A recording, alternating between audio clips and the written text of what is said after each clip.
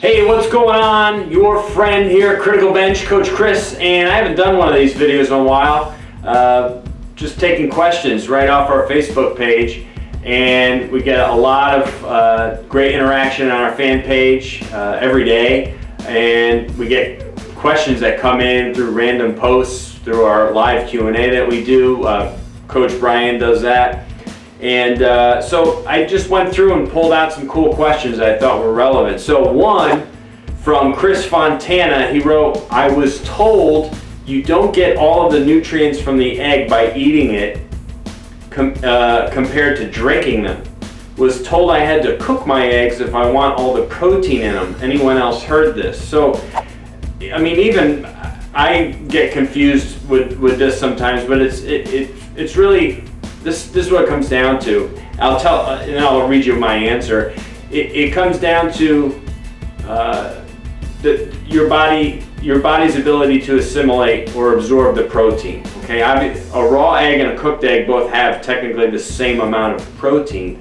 It's can your body absorb, and digest that protein, and so your muscles reap the benefits rather than just kind of going through your system. Follow? So my answer was, most foods in their raw form are said to be more nutritious, but the problem with some of them, follow me now, like eggs, is a lowered protein absorption rate along with possible salmonella poisoning. So depending on where your eggs are from, obviously, I think salmonella gets hyped a bit. You could probably eat raw eggs without maybe ever encountering that issue, but it's kind of just a safety measure, a precaution. I wrote, take steak for example, you would want to cook it a little to ensure there are no harmful bacteria or germs present on the meat, right? Raw meat, you give that to a dog and it'd be fine, or like a cat, but their biology is different. They're able to deal with that type of food in its raw form better than we are. Human beings, we need foods cooked in a lot of ways.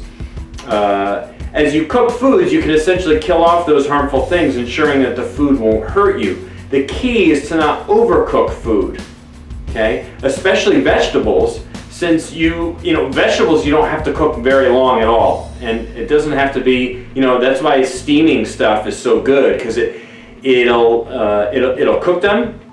You want your vegetables al dente or firm. You don't want them overcooked. What I say here is you ruin the vitamins and minerals they provide. You're cooking the nutrients right out of the food, okay? Because they're not as dense, obviously, as some of these other things, so they don't require really much time under heat. You also don't want to grill stuff until it's charred or overly charred. The carcinogens can be unhealthy, right? You don't want to cook stuff till it has a layer of black crust on it. You want your meat, that's why meats like medium temperature is typically good. Chicken obviously would be a little bit, fish you can undercook and be fine, but chicken, maybe just because, again, you got undercooked chicken. I don't think anybody likes like raw chicken or undercooked chicken, so you always want to thoroughly cook your chicken. It's kind of a different breed, different animal. But your meats, your beef, and your fish items, those have a tendency not to need as much heat. To each his own, but do some research about your favorite foods to see how to retain their nutritional value. So if there's certain foods in your diet that you just love and you want to know a little bit more about it, just look it up. There's lots of information out there. Just go with the right sources. Make sure you're not going with some hack online that doesn't really know what the heck he's talking about.